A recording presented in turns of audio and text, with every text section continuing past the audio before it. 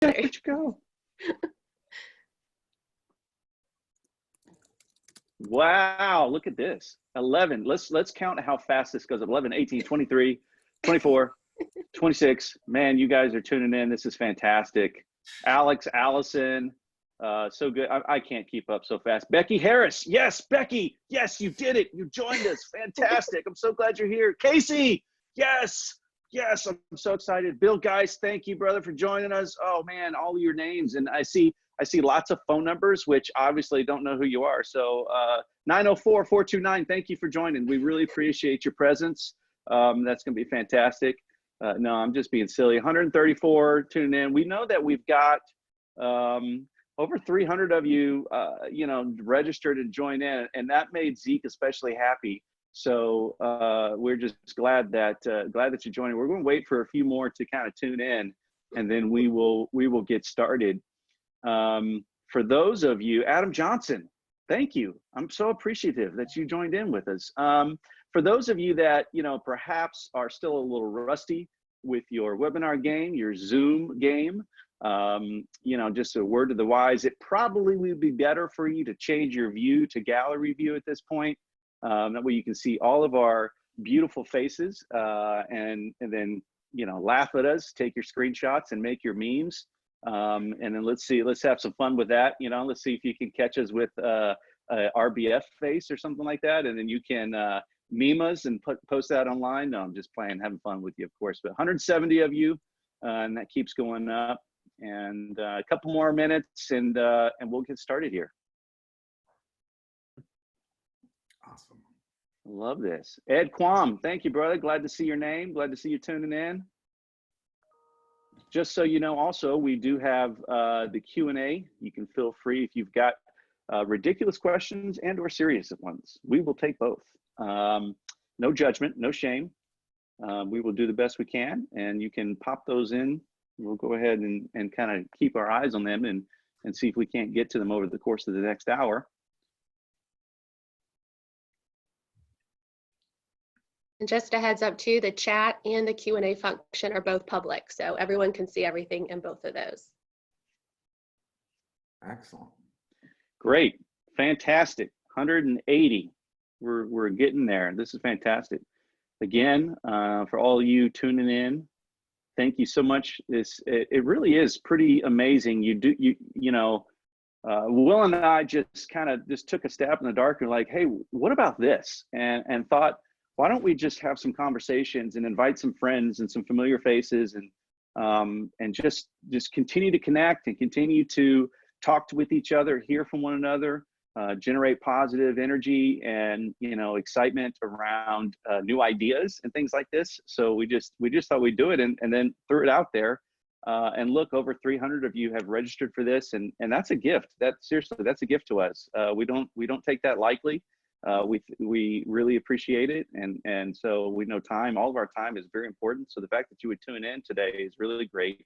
193 of you now. This is fantastic. Maddie DeVita, thank you for joining us. Appreciate that. Who else, guys? Y'all see any of your friends in this list? Feel free to give a little shout out. Right? Y'all remember shout outs? Remember listening to actual radio and people call in and give shout? Yo, I want to give a shout out to my mom. It's her birthday. Right? I mean, you guys remember that? Shout out Jeremy Harvey being here, my boss, making me nervous. So you can leave whenever you want. Fantastic. This is good stuff. I just love saying we have Mumbai, India on here. Great to see some international representation. Yeah, I like that. Danae, glad to see you. Danae, thanks for joining us. Glenn Culver, my man. Glenn, what's happening there, Hoss? How's Texas treating you? All right. Speaking of Zoom, with so much controversy over security and takeovers, are you still actively using Zoom versus other video questions? See, we've already got a great question here. I love that. I love it. Our DMO is not wanting to use it at all.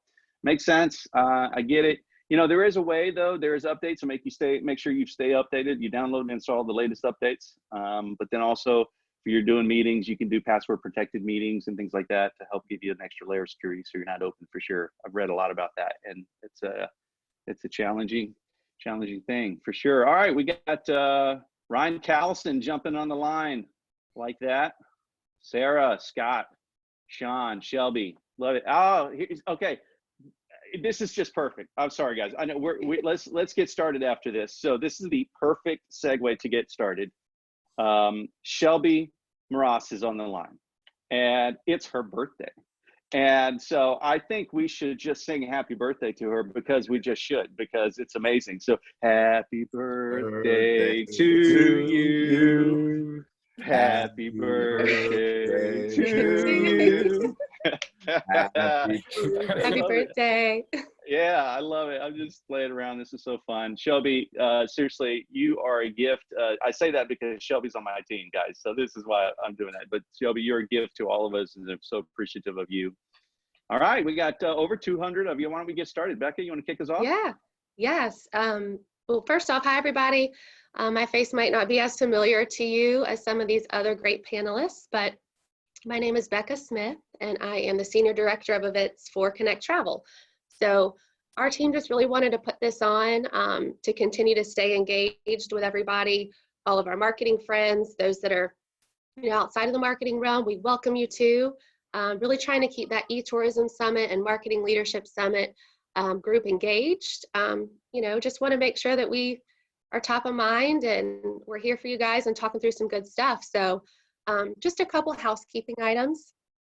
First off, we're really excited about the turnout for our first marketing webinar. As Josh referenced, we have over 200 people on, so thank you all for taking the time to be here with us. Feel free to submit any questions to the Q&A portal. You can answer those along the way or at the end. And we'll also have a recording of this made available for those maybe colleagues who couldn't attend today. We'll have it on our Connect Travel YouTube page, as well as our Connect Travel /webinars page. You can see all of our other great content coming up. We've got weekly webinars for both the marketing side and the travel trade side. So a lot of good things coming down the pike. But really today, our conversation is going to be focused more on destination marketing in the post-coronavirus kind of landscape, what that looks like. Really want to send a positive message today. Let's talk through some things. And really, I'd just like to kind of intro Josh now and have him take it from here. But whether we recognized it or not, COVID-19 has completely revolutionized the way consumers are telling brands and destinations how to connect with them. In light of the new normal, the evolving state of the travel industry, this is where Josh, who is a TEDx alum, experienced architect, and director of destination activation and marketing for Streetsense, really comes alive. Josh has a lot of great energy, as you all know, and you can feel it. So he has worked with some of the most influential brands like Stevie Wonder, The Roots, John Legend, Jay-Z, just to name a few. And really for 20 years, he's been doing this. He takes his deep understanding of human behavior, creating experiences consumers crave, and he leads the vibrant destination accelerator team at Streetsense. Josh serves on several boards, including the Connect Travel eTourism Summit Advisory Board. We're really lucky to have his knowledge and, like I said, his great energy at our disposal. So thank you, Josh, for that. And really just wanted to say welcome and thank you for moderating our next 8 webinars.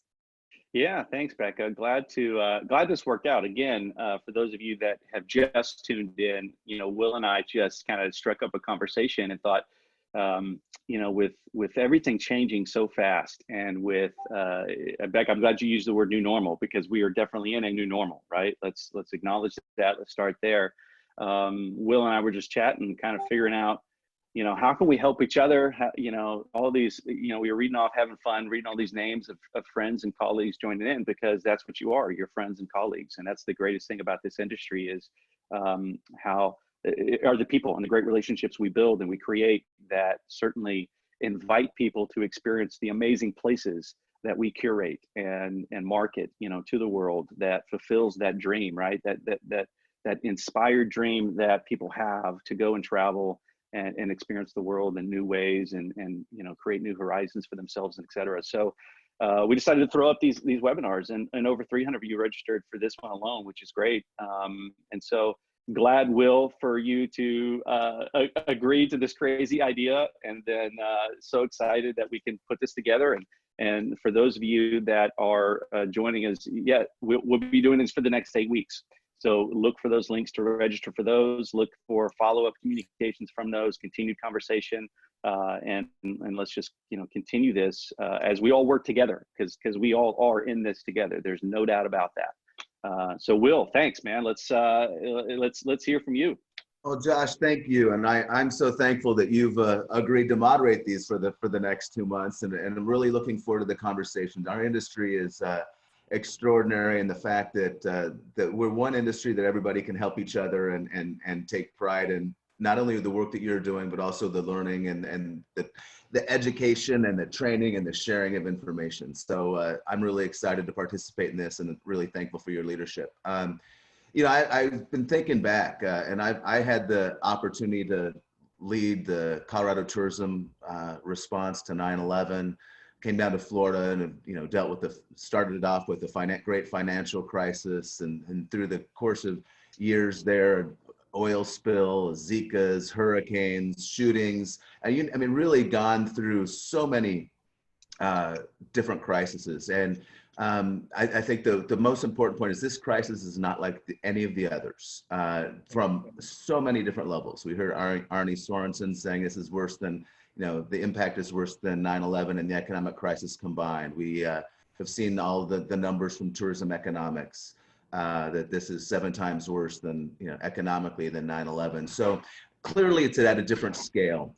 And it's changing and kind of rattling us at a foundational level, right? This is not a localized crisis, it's a global crisis. And it's, again, changing the tenor. I think a lot of us have gotten pretty good at addressing localized crises, but this is a very different animal. And Josh, you just mentioned, that we're going to go into a new normal, and the new normal is not going to be like the old normal.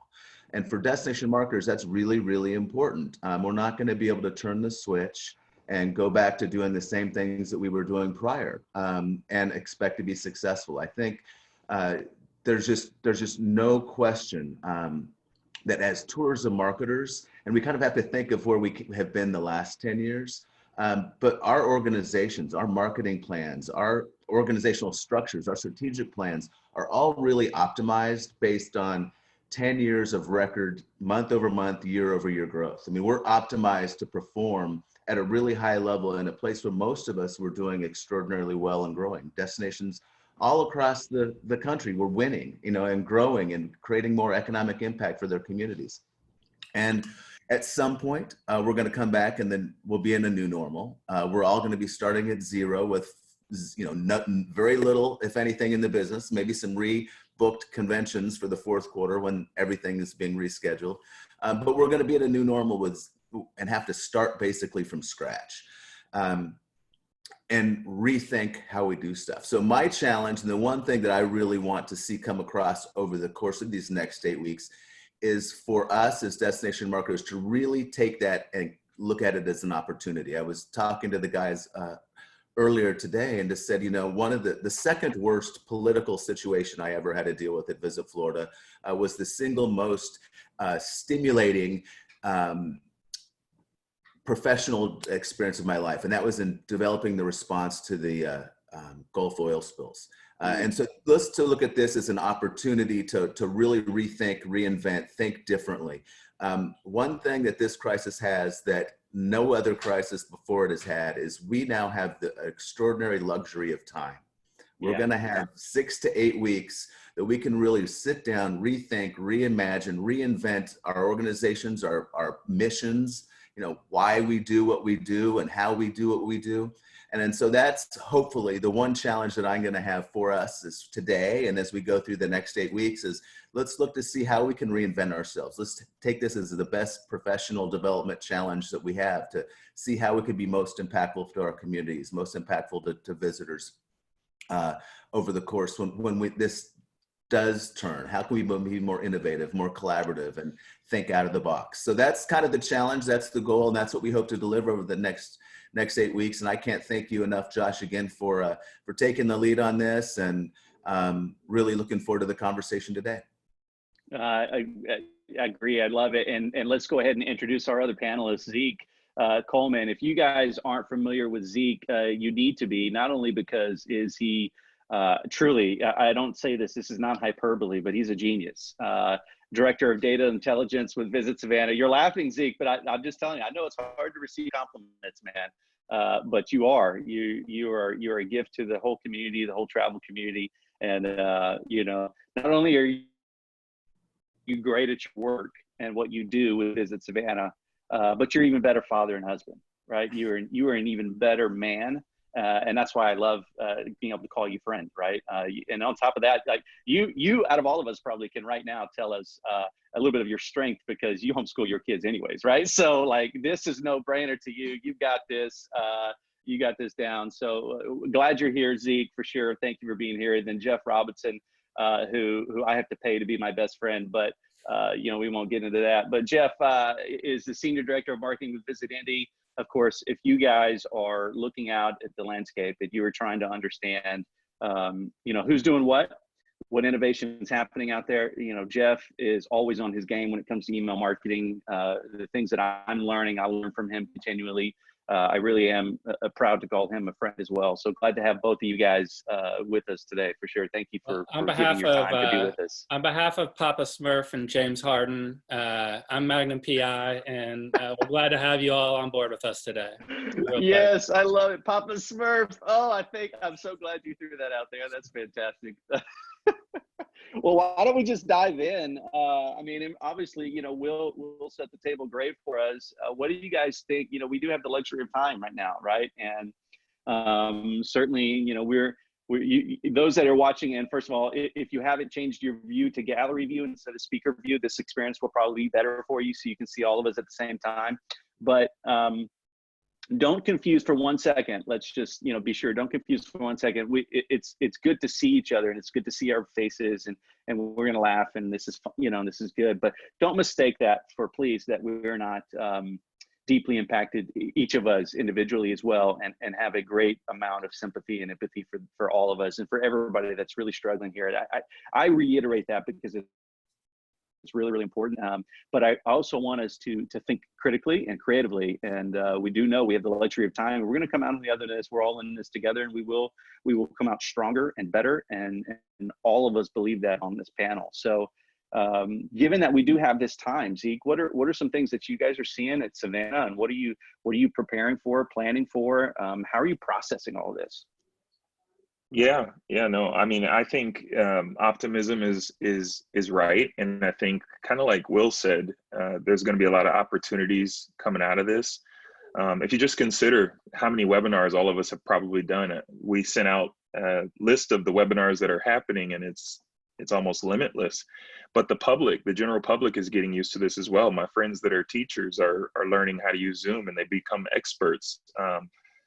People all over the world are using this. And so I think that there's a lot of opportunities that are going to come out of these new mediums, these new tools. Maybe you can make an ad with a bunch of faces in gallery view and communicate to people that way. And that's a way to stand out. And so on top of just having a phased approach of what do we do now? What are we going to do before we really want to speak to anyone outside of our community? What are we going to do to our community? We're also thinking about what are we going to want to do to a drive market versus like an air or a nonstop flight market. But I think there's a lot of opportunities relative to the changes in our world. Yeah, so as the chief data guy, so to speak, you're always keen on being especially smart with your data. Very few, we've talked about this, very few of our destinations are evolved to develop a first-party data strategy. You guys have. You do a great job leveraging first-party data specifically. So, how are you thinking coming out on the other end of this? You may not even have, certainly don't feel like you have to share all your secrets per se, but how are you developing that plan, and what is your team doing on the strategic side to come out on the other side of this? Sure. Yeah. So, we're looking at key statistics, right? And key things like search volume and just looking at demand, but as we're building out our plans to come out of this, we're just keeping our ears to the ground for new ways to use maybe old data sets that you've had access to, but haven't really thought about how they could be useful at a time like this. So writing out a list of the questions that you have, and then figuring out how can the data be the answer. An example might be, and again, I don't want to sound like we're not sympathetic or opportunistic, but just being realistic, you have to think about these sorts of things. One thing that you can do is, if you think about when you buy something on Amazon or from eBay or whatever, and if you happen to have to get a refund, what you'll see on your credit card statement or online is a negative transaction to show that refund. You can actually use that to perhaps target people who have a negative transaction from a cruise line or a flight, to target people who had vacations back in February, March, maybe even April, and give them an alternative, especially those that are in your local market. So things like that are things that we're looking at and that we will at least explore doing in the future to speak to people who may be looking for options, but really honestly may have changed what they want to do in the future. Yeah, I love that. That's really smart. That's, I think what's important there too is if you think about the slowdown, and even, I think it's probably pretty consistent. We all have heard this, those, destinations pausing external media campaigns, obviously discontinuing certain display campaigns and things like that. Well, when we come out on the other side of this, you're going to have everybody rushing back to market, right? And that's obviously going to drive up prices of media in markets, right? And then now you throw on top of that a political season that's going to have more media spend that's ever been spent before, right? So now you've just got this convergence of media spend. And most of us in the destination space, we're not dealing with millions and millions of dollars to throw it at display and programmatic and other things like that. So getting smarter with our targeting and understanding that data is going to be really, really key. I love that perspective. That's so great. Jeff, I want to bring you in because you had, in our prep call, you had a really good point of view. I thought was just brilliant as it leads itself to this time that we've got, this little window of time. And you talked about the work that you guys are doing to build a pulpit for your locals and your community to speak positively about your community. And I wrote that down because I think that that's incredible that you're already doing that kind of work to set that up for yourselves. So at the end, when restrictions have eased and everything, you've got this massive messaging machine out there saying, yes, welcome back, come on back, right? We love our city, blah blah blah, all that kind of stuff. Talk to us a little bit about that and what you're doing there. Yeah, so I think all of us as DMOs, we're sort of going through these different stages right now of dealing with this. So there was out of the gate this response session, right? So we all quickly got data up about how we're restrictions around COVID-19, all of that. Maybe some information about how you can experience our destinations from home. That was a very popular sort of wave. But now I think, and we're going to have this like re-entry phase that's coming. But right now we find ourselves in this gap, right? So we can't really be out there doing paid marketing because that's tone deaf, right? We can't be inviting people to a destination when we actually don't want you to visit, right? Whoever thought we'd be putting that message out? But right. So from my perspective, I actually go back to, Will talked about his experience with the oil spill and these different crises. So for us, we had a political issue back in 2015 around the Religious Freedom Act that our lovely Mike Pence at the time passed. But, it put us in the crosshairs as a state that would discriminate against LGBTQ people. And certainly Indianapolis is we are not a city that discriminates at all. So we quickly activated, at the time, we created these NDY signs where people could stand up, get their picture taken, and talk. We urged our locals, our biggest fans, to talk about what they love about our city and how welcoming it is. And the response was really through the roof, right? So getting through that crisis was all about mobilizing our fans. And I think as DMOs, our locals generally feel very affectionate about the products that we represent. Restaurants, attractions, right? They have an affinity for that and are eager to help us. I mean, we did the t-shirt sale, if anyone saw that, where we sold $10 t-shirts with our Indy logo. We expected to sell a couple hundred. After like 4 days, we had sold over 12,000 and had to cut it off because we couldn't keep up with production. But what that showed us is that people, our locals in particular, they're eager. How can we help, right? So if as destinations, we can be savvy about giving them a platform, a pulpit, like I said, to stand up on and declare what they love about our destinations, so that we have that content when it's time to invite people back. And we can even be running that now, because, right, it's not, we're not telling people to come visit with that. We're simply putting up great content from our locals who are talking about what they love. So it's safe content. It's, again, it's not marketing. People can sniff out advertising pretty quick, but this is user-generated content. It's genuine. And yeah, it's something that I think we can feel safe pushing out at a time when we can't spend media. Yeah, I love that. You know, we at Streetsense, we've kind of done a very similar thing through the Vibrant Destination Accelerator that we created, and have taken Visit Fairfax through.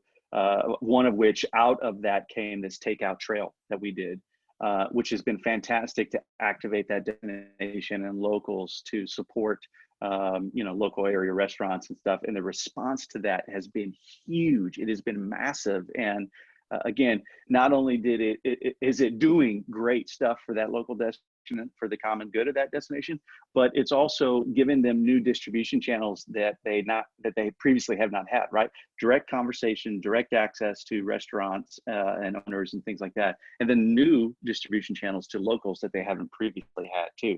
So, and that's a very small instance, but similar, Jeff. It's incredible to see that kind of stuff popping up everywhere.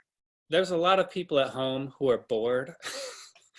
Give them something to do, right? Put them to work. It's the least we could do, right? Yeah, no, actually, that's really good too, and similar to what Lexington is doing with North Lexington, right? And being able to help put people literally to work to deliver meals and things like that. So that's fantastic. There's a great question from our attendees, Zeek, if you would mind touching on is we're asked, how do we get access to the negative transactions you were talking about? Yeah, so there's a couple different vendors and providers that have credit card data. You can contact them directly. You can reach straight out to MasterCard and buy the data if you're comfortable with managing data in-house. If not, you can use another vendor like a Conversant or something.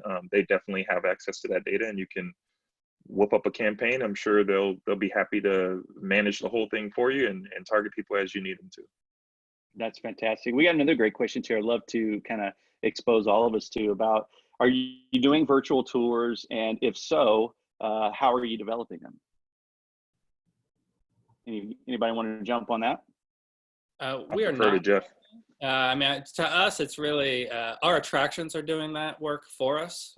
So yeah, we have like the largest children's museum in the world. They're doing a lot of programming. You can go and Andrew Luck will read a book to your kids, you know, things like that.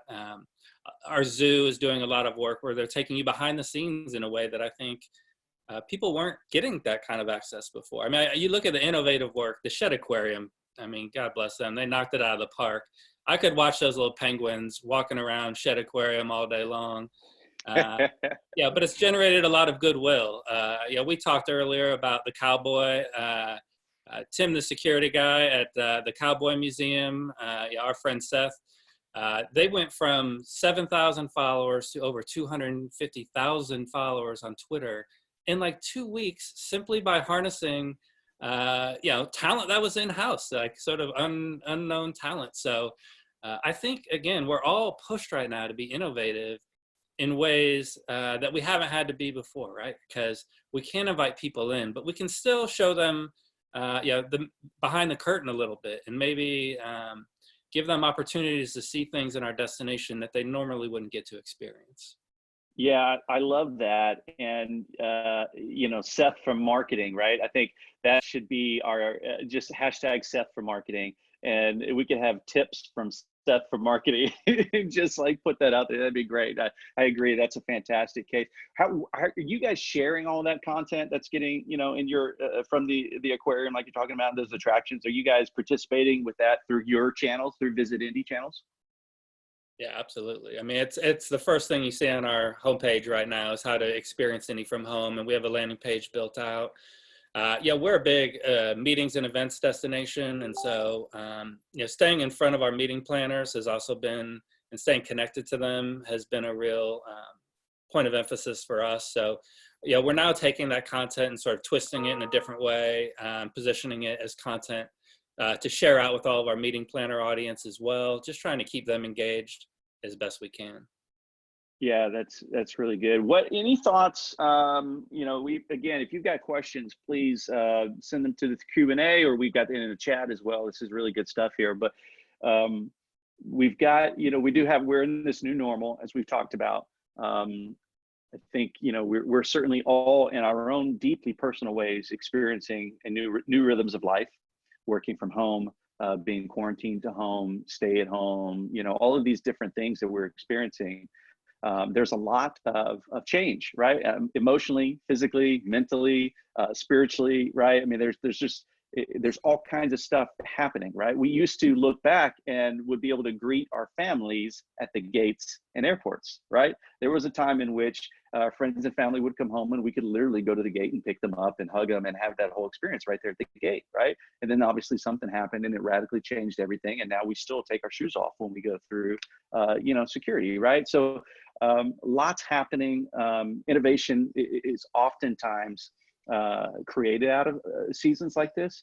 So what do you think, if you could look into, your crystal ball, Zeek, what do you think is going to happen to the way that destination marketers think about video content and this virtual content and this kind of stuff as we move forward? Any thoughts or ideas? Yeah, I mean, I think, again, Jeff's spot on in saying, when he mentions about being tone deaf, I think we're all going to be a lot more sensitive to that.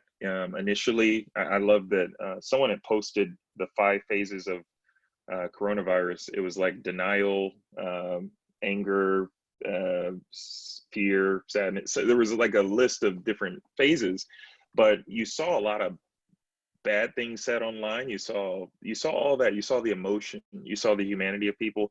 And I think what we're probably going to learn is it's going to be really important to have things ready that can speak to people appropriately and then targetedly, like very specifically, right? Like immediately when this happened, you didn't have everyone saying the same thing.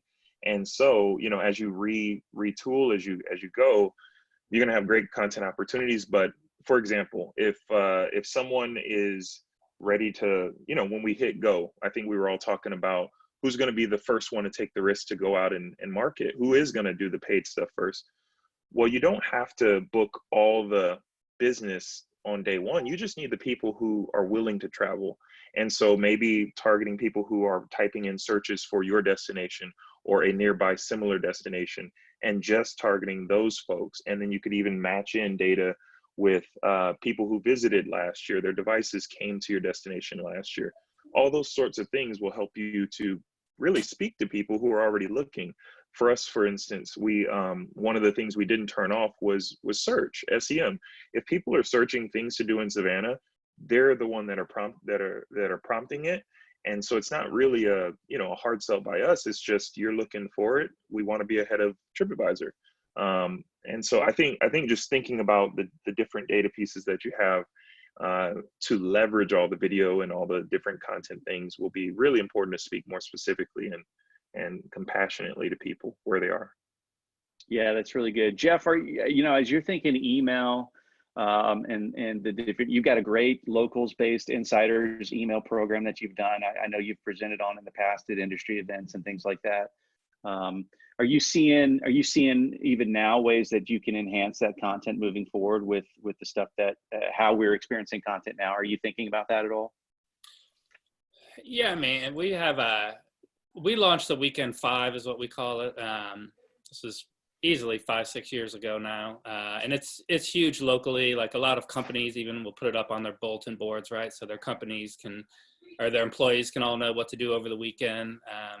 And we've had to get really creative with it. Obviously, with 0 events to go attend out in the city, we've had to retool that to be, but again, this is where we can all leverage our partners, right? We have a group that Morgan Snyder on my team, if you've never met her, she is our head of PR, and she's brilliant. But she's pulled together what we have called a tourism think tank in the city. So once a month, we pull together a large group of people from all of our attractions, really anyone involved in the tourism landscape, to come together and share ideas. Again, it helps us build connections with our partners, right? As DMOs, that's as important as ever. And so they're able to share out all the things that they're doing. And then we just become amplifiers of their content during this time. A lot of them are doing some pretty innovative programming in the face of all this. It could be the symphony doing concerts with, through a Zoom, right? Where you can tune in and see the different musicians at home all playing together. I think the big thing we have to do right now is be good listeners as DMO marketers. Talk to our partners, make sure we're in tune with what they're doing, and that we're showing them all the love that we can right now, because they all need it. Yeah, I completely agree with you. And I think strategically speaking, we've got a question about this too from Brian, who's asking, do you see recovery starting locally first? How should we be thinking about audience when quarantines and travel restrictions and bans end? I mean, I know I've certainly have my own thoughts here too, but Will, even you would love to, based on your experience and what you saw from past crises, right? I mean, so love to get everybody's take here on this. Yeah, no, I think absolutely it's going to start locally. And you think about kind of, again, I think when we started talking about opportunities, the first group that we're going to want to really engage is going to be our locals, right? I mean, and our community, and build our community, because our communities are hurting. So I think there's just a huge opportunity to do that. I mean, how do we get people back into restaurants or, food? I can just imagine that, communities are going to do big, events with safe distancing and all that stuff, but bringing people out, I think, to be really important. There's a new Harris study that I'm not sure if you all have seen, but I definitely take a look at it. It's a new Harris poll. It was done March 28th through the 30th, and really interesting stuff. It's like going out to dinner. 15% of people want to go out to dinner immediately when this pandemic is done. Oh, wow. About 40% want to do that within the first 30 days, right? But that also says, 60 people are a little bit, scared, and it's going to take them more than a month to get out there. 7% said they're going to immediately be in a hotel. About 18% expect to be in a hotel in the first 18 days. So this tells you that, flying a plane, 5% immediately, 15% in the next 30 days. So you can see that there's a very clear pattern that we're going to want to get out locally. We're going to, get out locally, experience that, be free to enjoy our communities again. I think that's, again, a huge opportunity to help manage that, to help engage that, to help, first we're gonna have to get the restaurants open and, make them more successful. And then we're gonna wanna have events in local properties and get the people starting to work there. So we're gonna have a really interesting opportunity as destination marketers to kind of help reactivate. Again, we're starting at zero. All of our businesses, our small business, our small shopping things, we're gonna really, I think the messages are gonna be hyper localized. Yeah, I think I couldn't agree with you more. And we, Becca, let's get that the link to that poll. That's going to be really, or that data, because we've got a couple people chiming in. Would love to see that. So let's share that with everybody, because that's super helpful. But I couldn't agree more. I would say what we're seeing on the consumer mindset side, certainly what Streetsense has observed, and some of the data that we've been, the intelligence we've been getting from CBRE and others in the space suggest very much so that the consumer mindset will shift, and in fact already has shifted, to be thinking about questions like cleanliness, right? So when you think about coming out of quarantine, and certainly there's going to be some angst, there's going to be some interest. You're going to have, just like you would in every industry, you've got your early adopters, right? So hinting to what you just talked about, Will, you've got your 5% that they're going to go to a hotel, they're going to jump on an airplane, absolutely, right?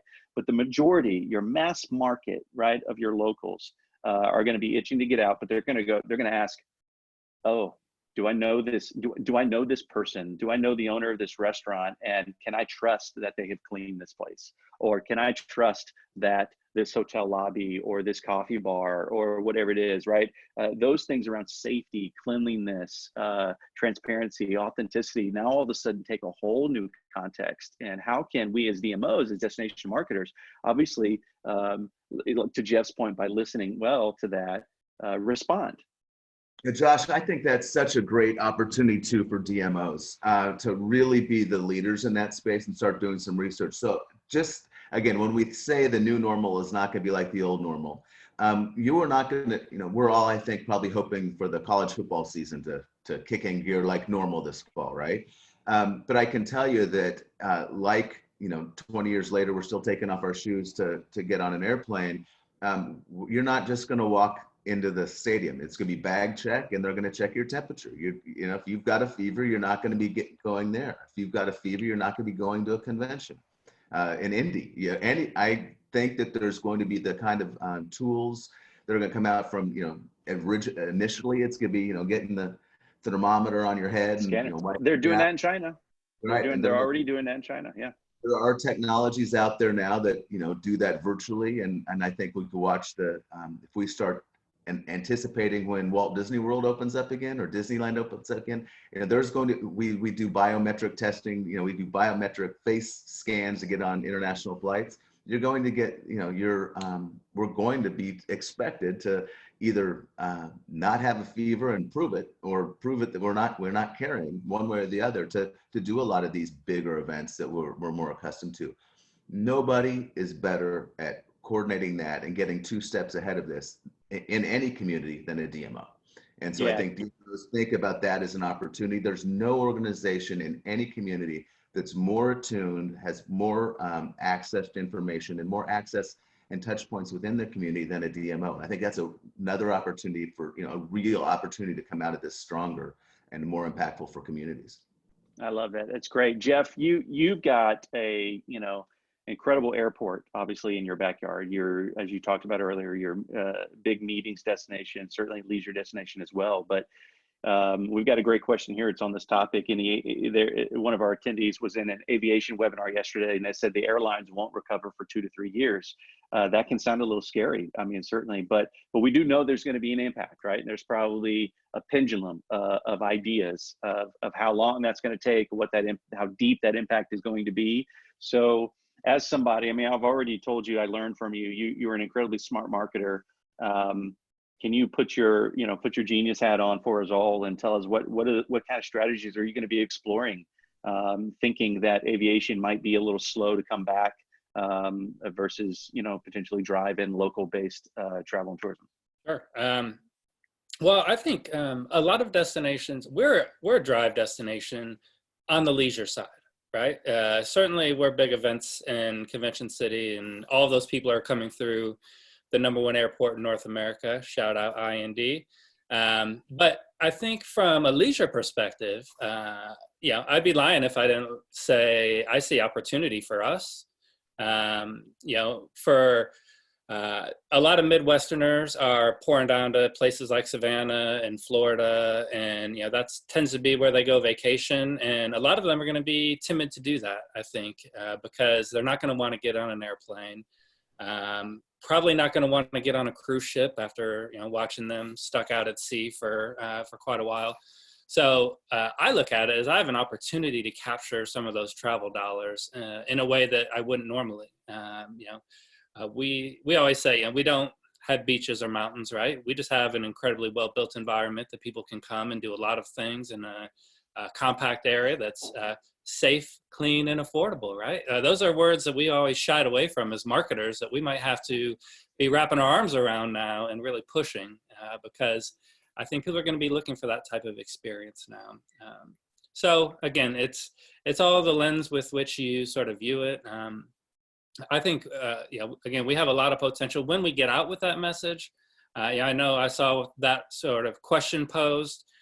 For me to look into a crystal ball and say when we're going to be out to market would be irresponsible right now when this situation is evolving week to week. So much like all of you, we're just watching, hoping, praying that hopefully we can get get over the hump and flatten the curve, as they say, and move forward. But probably, yeah, I was encouraged. Adam, who from Adara, Adam Johnson, actually shared some hotel search data. And so we moved the largest single day sporting event in the world, the Indy 500, from late May to August.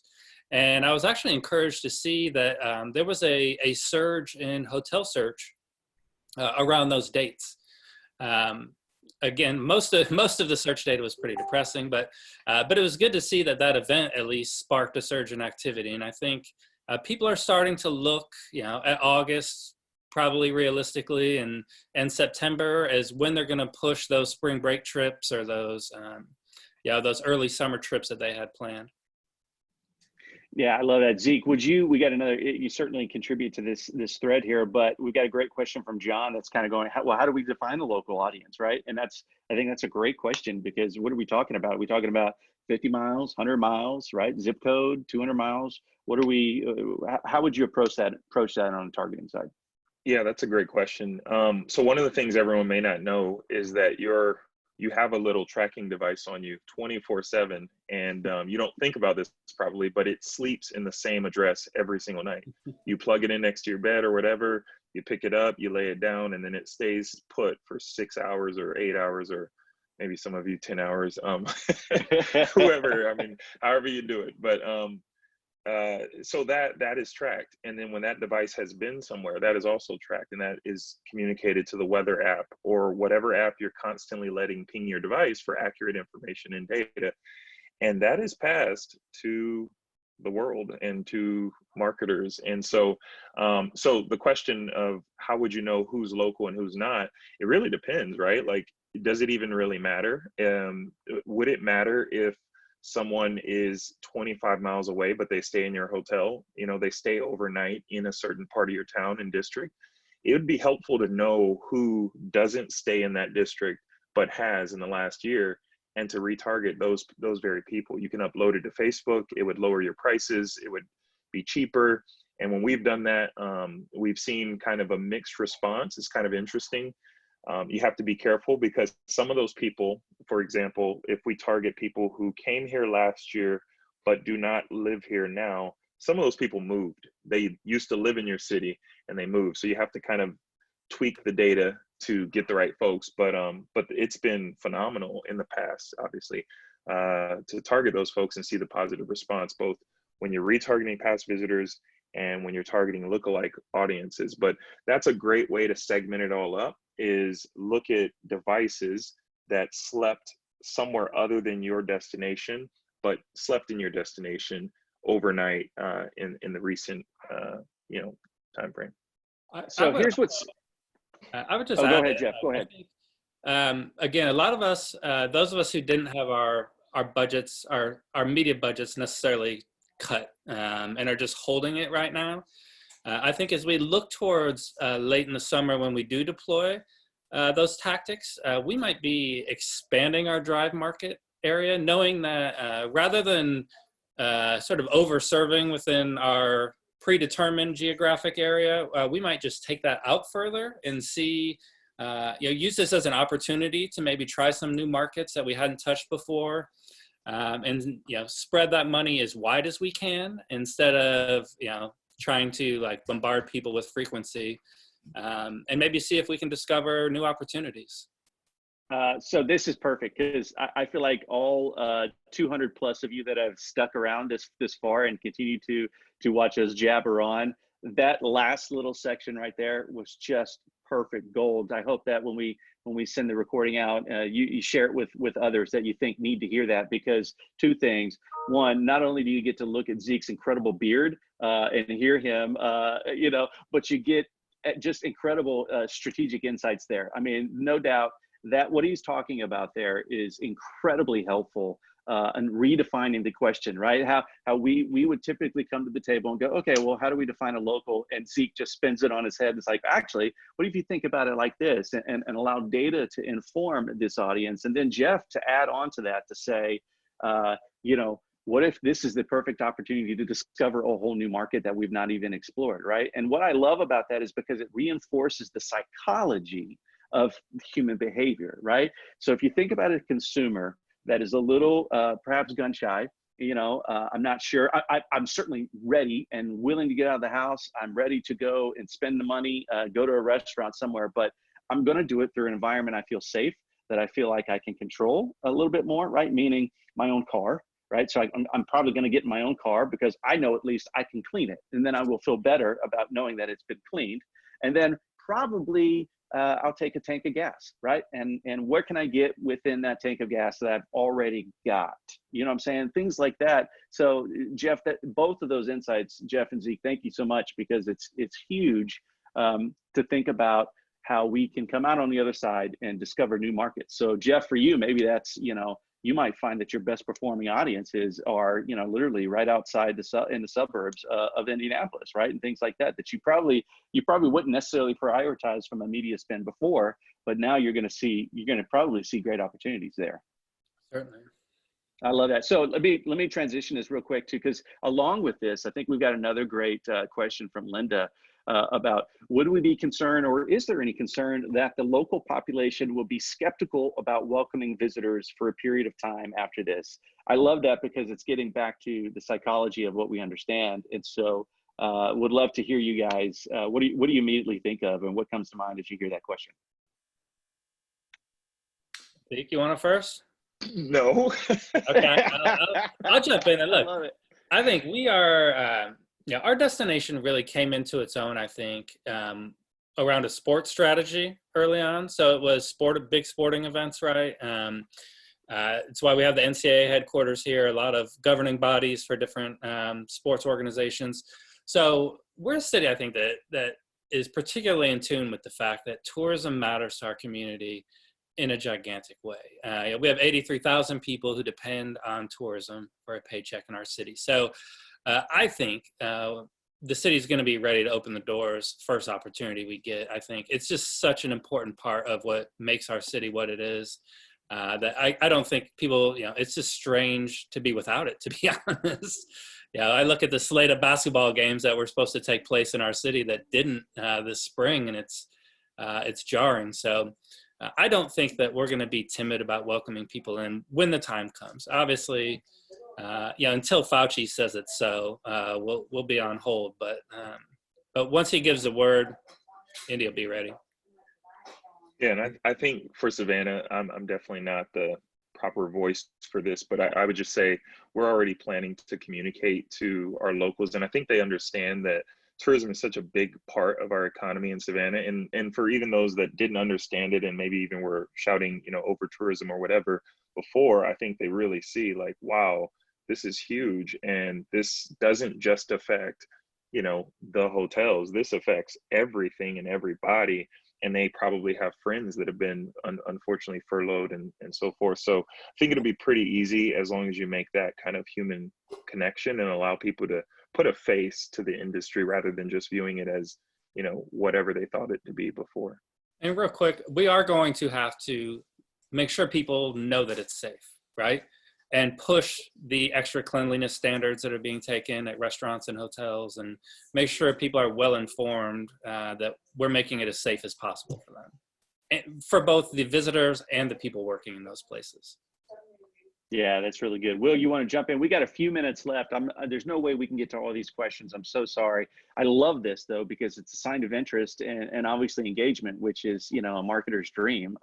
So thank you guys for all of your questions. Here's what you should know is we will be continuing this series over the course of the next 8 weeks, right? Next week, you can look forward to seeing this beautiful mug right here with some other friends, Leroy from Visit St. Pete, Clearwater. Who else do we've got? Ted from Trip Tuner. And then who else we've got next week slated for? Andy from Visit Fargo Moorhead, right? Which is going to be really fantastic. So stay connected to us. We will continue to give you updates and invite you to participate in these conversations. And I believe we may even have an extra special thing for you that we can continue to engage with one another apart from these, to just keep benefiting, learning, and asking questions and helping one another. But Will, any other kind of thoughts around just this conversation we're having, re-engaging the locals and stuff like that? I think the two things that are going to happen out of this is people are going to, as both Jeff and Zeek said, recognize how critically important tourism is to their economies. Again, we're coming off of 10 years of record growth, and everybody's expecting, anticipating, and then there was some pushback to overcrowding and things like that. How quickly times change. I guarantee that we will be welcoming visitors, every community around the country, with open arms.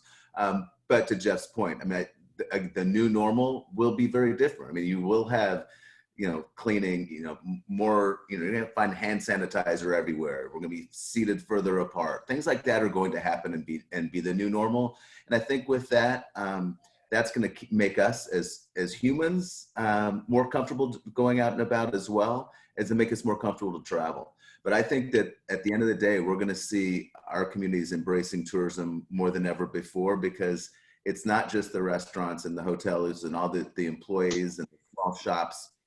Our governments depend on that funding. And while it's been taken for granted for an awful long time that it's just going to keep going up, that's not going to be the case anymore. So I think it is also a huge opportunity for DMOs to be the cheerleaders within the communities, not only just to get out and explore and build bonds. I feel like hyper-local pride and local sentiment about where we are and who we're with is going to come back stronger than ever. I think this, if nothing else, has shown us how critically important connections are. And these virtual conversations like we're having now are awesome, but can't you wait till you can actually pat your buddy on the back or do whatever your elbow bumps are? Right. We want to be connected, and travel is that. So. I love that. We'll close. This is a great question, because any ideas for National Travel and Tourism Week, right? We know National Travel Tourism Week is coming up. I love that. I think there's been no greater time for us to rally together and share that message and tune into that and activate around it locally. Will, to your point, I just remember back from the days when I was on the DMO side, we always struggled with that, because we felt like we dealt with a local base that was relatively tone deaf to the significance of why we exist and what we do, right? Unfortunately, too many of us, we were involved in way too many conversations of having to justify our existence and explaining what we did in the first place, right? Well, all of a sudden, what a platform we now have, right? Clearly, and by leveraging National Travel and Tourism Week coming up, to reignite those conversations, and then basically, like Jeff was saying earlier, create a pulpit for this local audience to go, oh my goodness, thank goodness we have a DMO who can help us recover faster, right? If we shift that message, instead of going, we get tired of the over-tourism, we're over-touristed, or we're scared about that, we don't want them pesky tourists, whatever, but instead we can spin it to go, no, oh my goodness, we've missed them for 6-8 weeks now. We're anxious. We need them back. Our businesses need them, right? And that is a perfect position for the DMO. It's part of why I've been writing. If you follow me on LinkedIn, if you haven't connected with me yet on LinkedIn, please do reach out. I'd love to connect with you. But that's part of why I've been, publishing the content I have, is all around that. Taking the leadership position that we naturally have been gifted with, just as you were saying, Will. Zeek, Jeff, any other thoughts or ideas about National Travel and Tourism Week as we close out? We got a couple minutes left here.